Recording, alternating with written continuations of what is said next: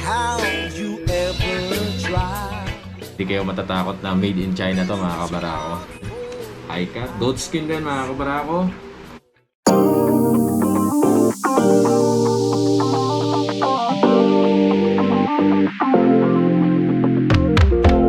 Magandang gawin sa inyo lahat mga kabarako. For today's vlog, unbox muna natin. Meron tayong isa na namang investment para sa ating safety. Yes! Wow! Yan! Nakabili tayo ng isang safety gear mula sa isang leading dealer dito sa ating bansa, Casco Market. Ayan, ganda ng bag. Kaya lang, medyo nagusot na kasi nilagay ko sa top box eh. Ito yung sa akin. Ito naman kay Mrs. Barako. Alright. So, unbox natin mga kabarako. Tada! Nice. Benkia or Benkia, no? Hindi ko sure kung anong pronunciation, no? Bahala ka sa buhay mo.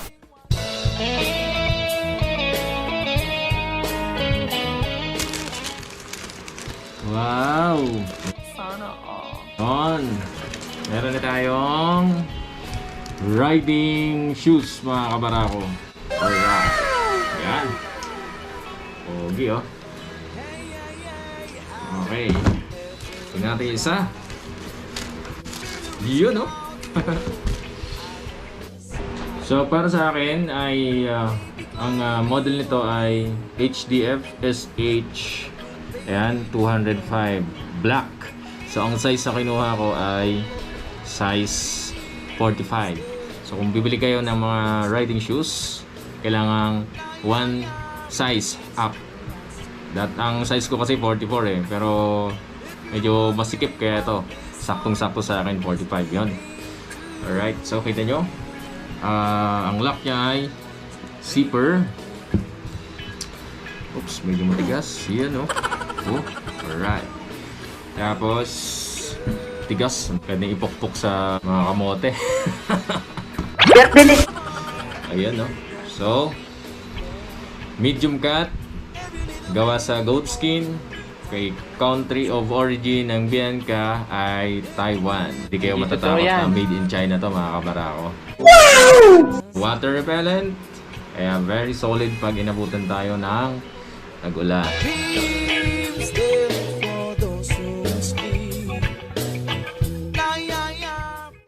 Yun, no? Pink. Girl na girl. Kalokohan yan. So medium cut din siya. Kay Mrs. Barako naman ay HDF SHW209 gray. Yan naman ang kulay.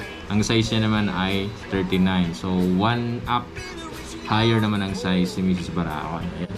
High cut. Goat skin din mga kabarako. Siyempre matigas din.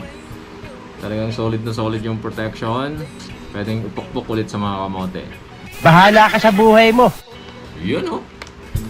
Baby climbing on rainbows, but baby here goes. Dreams there for those who sleep. Peace for us to keep.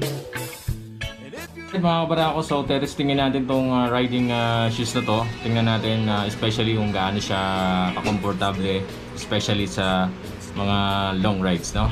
Lagi tayo nagpapasalamat sa patuloy na pagsuporta ninyo sa ating maliit na channel. Darating yung time, makakabawi din kami sa inyo mga kabarako. Huwag kalimutan na panoorin, like, share ang ating mga videos, no? And please click the subscribe button and also click the notification bell para updated kayo sa mga susunod nating mga rides.